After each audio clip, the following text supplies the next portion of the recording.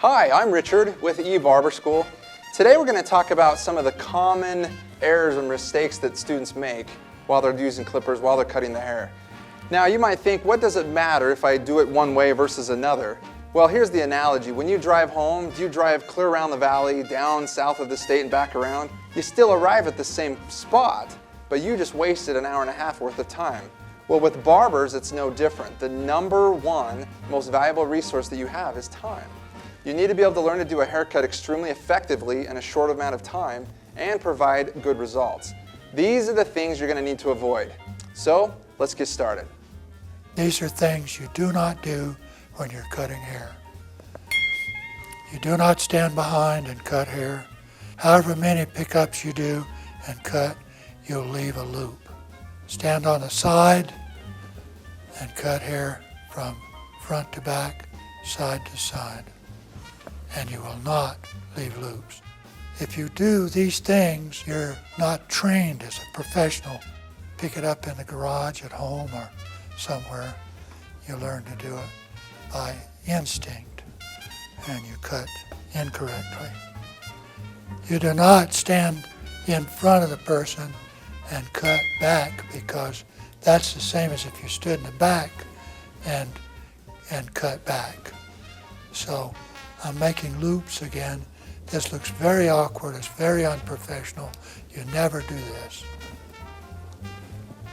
Stand on the side and cut hair. Pick it up, pick it up, pick it up, go back. Never twitter. Twittering is going like this. You do not twitter. That takes a lot of energy. The clippers run hot. They get heavy. If you put them against the skin, they're very hot. And the only thing that counts is one cut. All the rest of it's wasted. Waste your time and energy, makes the clippers heavy and hot, and you cannot go through the day every day like that. Do not twitter. Scrubbing is putting the clipper against the skin, pushing and cutting hair that way. They do this on high-end tights and things especially, but you see what happens just a little bit here on the skin. If you have the whole head like that and the person's wincing and going on all the time, doesn't matter how good the haircut is, it's very uncomfortable. He's not going to come back to you time after time you do that. So make him comfortable. Some people use thinning shears for the whole haircut. When you do, you get something that looks pretty good this time. It takes longer. You take out hair unnecessarily. I believe you should leave the hair. If a person asks you to thin it, you can take the thinning shears and properly thin it. This kind of cut with the thinning shears, that's legitimate. That's all right to do that, but not to cut the whole haircut with them. You can only make it come out looking pretty good this time, but in a few days it grows back in all wrong. You should use the clippers, this much of the end of the comb and the clipper on there, and set halfway and make one stroke, one stroke, one stroke, and not ever go this way except right here. You can't see what you're doing in the first place. It's permitted to do that, but it's all the other cuts are against the end of the comb and up.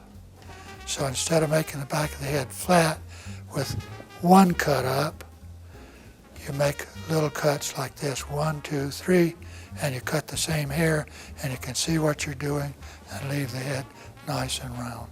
Another mistake is to cut the crown first, cut the top first, cut the crown first, and cut this too short. You should be careful to leave this long enough to blend in and not cut it too short. There are some few haircuts that you cut the crown a little short, but most haircuts you blend the crown in with the rest of it. And even this style, which is a crown forward style, known today as a Caesar, it looks better if it has the hair here blended in instead of the hair cut too short. Now once again, you start in the middle of the back, and the clipper halfway on the setting of the blades, and start in the middle where the hair is thickest, cut it the least on the sides. You can see here it's the thickest here, the least over there, and just a little bit here. So you got to be careful with the sides, or people cut the sides out and leave it in a V or a round look. To have a square look, you look for the even line of distribution, which with the comb set there, go from side to side, and you see the even line of distribution. You see where to cut. Everybody wants to cut high. They want to cut all this hair first. However long it takes, you do this first because the clipper's cool and you have all the time. If you wait till last, you may run out of time. The clipper will be red hot, you can't hold it, so you can't do a good taper. The finishers are made to finish the hair and not to cut the hair.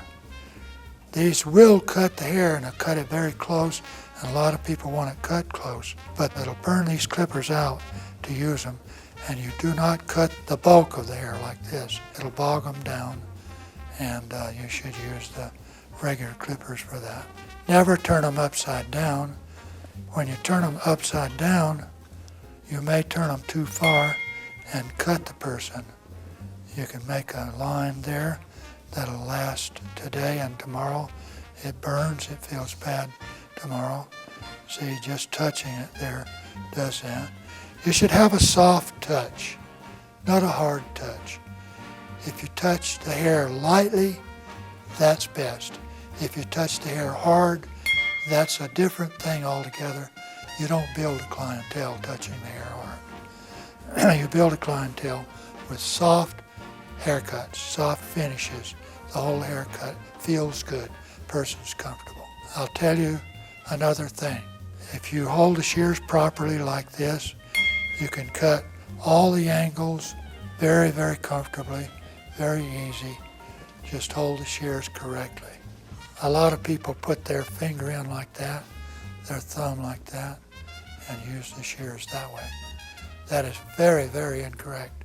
And also, you should palm your shears each time. Don't put any tools down until you've finished. Finish this. When you finish the clippers, put them down, pick up the shears, do this last, and you're through. The final mistake is using the clippers to round off here and cut the hair round instead of coming down and across. All of these backs should come down and across. If he says he wants a round neckline, what he means is he wants a straight line, a square back, and right here at the corner, rounded. Some people want a rounded corner. That's called a blocked corner. That's the only time you make a round corner here instead of straight down and across. Straight lines are masculine, round lines are feminine. These things are foolproof. They're quick, they're easy. All you have to do is follow the technique, the regimen, and you'll do good haircuts every time. These are just a few details that will make all of the difference in how fast you can cut and really how much money you'll make. Once again, I'm Richard with Barber School, and we'll see you next time.